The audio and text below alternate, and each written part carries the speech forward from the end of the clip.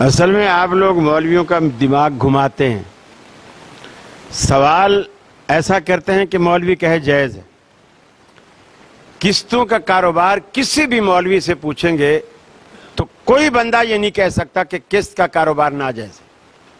جو بات پوچھنے کی ہے آپ وہ نہیں پوچھتے.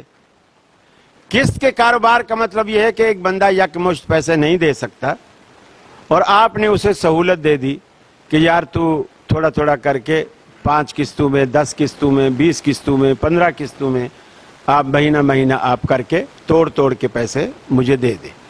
تو اسے ہم کہتے ہیں یہ احسان ہے. یہ احسان ہے کہ اس نے آپ کے ساتھ احسان کیا کہ یار کوئی بات نہیں, آپ کو بھی موٹر سائیکل چاہیے, آپ کے پاس اکٹھے پیسے نہیں ہیں, آپ 20 ہزار مجھے ہر مہینے دے دیا کر, 10 ہزار ہر مہینے دے دیا کر. ٹھیک ہے, اسے کوئی بھی غلط نہیں کہتا. جو چیز اسے غلط کرتی ہے وہ آپ پوچھتے ہی نہیں. وہ یہ ہے کہ قسط میں پیسے بڑھانا کیسا ہے.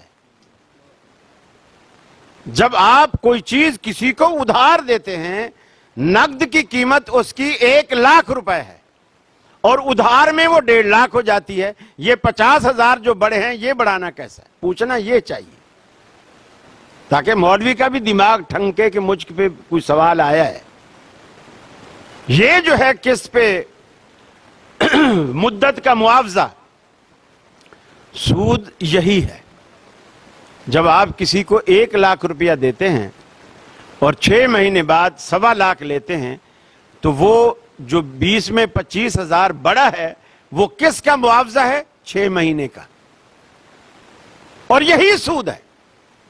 جب آپ کسی کو چیز ادھار پہ دیتے ہیں, اگر وہ آج پیسے دے تو 1 لاکھ کی ہے, 6 مہینے بعد دے تو وہ 1.25 لاکھ کی ہے. تو یہ جو 25 ہزار بڑے ہیں, یہ جو بیچ میں 6 مہینے گزرے ہیں, یہ اس کا عوض ہے اور یہی سود ہے. قسط کا کاروبار حرام نہیں ہے, ادھار کے کاروبار میں پیسے بڑھانا حرام ہے. سمجھ میں آئی بات؟ جی. اور کوئی ساتھ؟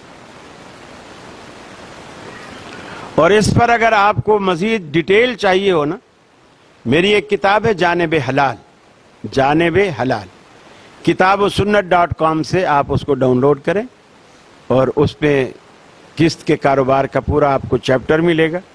اس کو کھولیں اور اس کو دیکھیں, پھر آپ کو بے شمار دلائل ملیں گے. جی.